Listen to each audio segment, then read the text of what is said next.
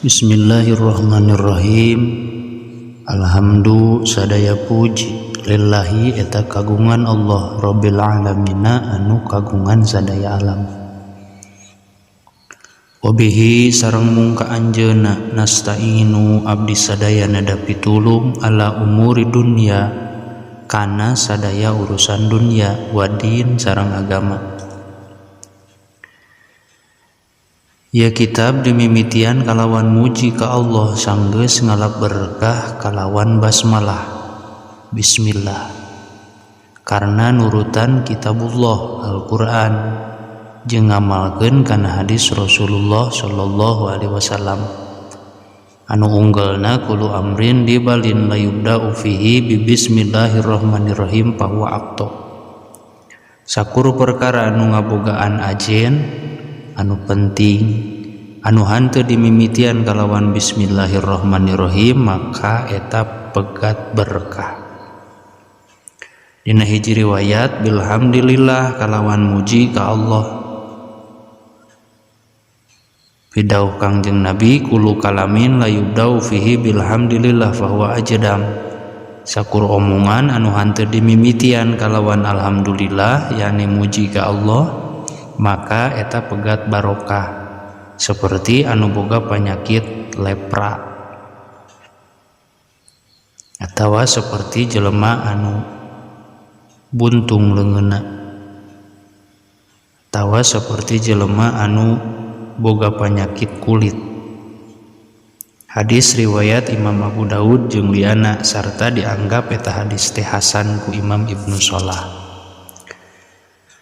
Wasalla sareng muga-muga maparin rahmat sapa Allahu Allah wasallama sareng muga maparin kasalametan ala sayidina kajungjunan abdi sadaya Muhammadin tegasna Kangjeng Nabi Muhammad sallallahu alaihi wasallam khatimin nabiyyin anu jadi panutup sadaya nabi wa alihi sareng ka keluargana Kangjeng Nabi wa sahbihi jeung ka para sahabatna ajmaina tegasna masa kabehna wala haula sareng teu aya daya upaya wala quwata sareng teu aya kakuatan illa billah angin kalawan pitulung Allah al aliyyi nu maha luhur al adimi nu maha agung.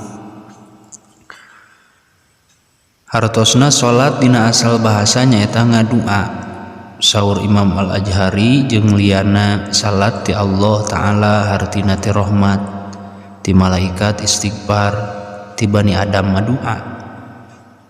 Ari Kangjeng Nabi Muhammad eta teh jenengan nabi urang sadayana anjeunna dinamian Muhammad karena tafaul kana yen anjeunna bakal loba nu ngalem. Ari hartina nabi dina bahasa syariat nyaeta jalma nu diturunan syariat ti Allah kalawan jalan wahyu. Lamun anjeunna diparentah tabligh hartina nganepikeun kana sejen disebutna rasul. Kalawan Kangjeng Nabi eta panutupna sadaya nabi moal aya di nabi saparantos anjeunanana sakumaha pituduh dawuhan Allah taala maka Muhammadun aba ahadim mir rijalikum walakin Rasulullah wa khataman nabiyyin wa kana Allahu bikulli syai'in alima. Muhammad teh eta sama sakali lain bapa salah saurang lalaki ti antara aranjeun tapi anjeunanana teh eta Rasulullah sallallahu alaihi wasallam jeung panutup sakabeh nabi jeung kaayaanana Allah anu maha uninga kana sagala perkara. Surah Al-Ahzab ayat ka-40. Nya kitu deui dikuatan ku hadis Kangjeng Nabi bidauhna wa ursiltu ilal khalqi kafatan wa khutima biyan nabiyun. Artina teh jeung kaula diutus ka sakabeh makhluk jeung geus ditutup sakabeh nabi ku kaula. Hadis riwayat Imam Muslim. Ari anu dimaksud kalawan keluarga nabi ahli agama anjeunanana jeung para penganut anjeunana kabeh nepi ka poe kiamah. Saur Syekh Sarqawi anu leuwih munasabah kana makom doa nyaeta nafsiran ilan nabi alin nabi kalawan sakur mukmin sanajan manehanana maksiat. Diterangkeun dina hadis Tabrani alu Muhammadin kullu taqiin keluargana Kangjeng Nabi Muhammad eta sakur jalma nu takwa. Ari sahabat Nabi nyaeta sakur muslim anu ningali Kangjeng Nabi jeung nyarengan ka anjeunanana sanajan sakedap. Naha sasarengan calik sareng Kangjeng Nabi atawa henteu. Ieu kaputusan Imam Bukhari. Ari lapad la haula wala quwata illa billahil aliyil adim atawa nu sok disingkat disebut lapad hauqalah eta teh kanzul jannah, gudangna surga. Sakumaha diterangkeun dina hadis Bukhari, ya Aba Musa, nahan teu nuduhkeun ka kaula ka maneh kana hiji kalimah tina gudang surga, ceuk kuring sumuhun kantenan dawuhan Kangjeng Nabi, la haula wala quwata illa billahil aliyil adim. Ta eta teh disebut kanzul jannah.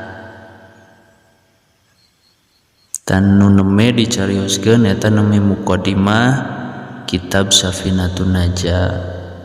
Mugia aya manfaatna, insyaallah mungkin urang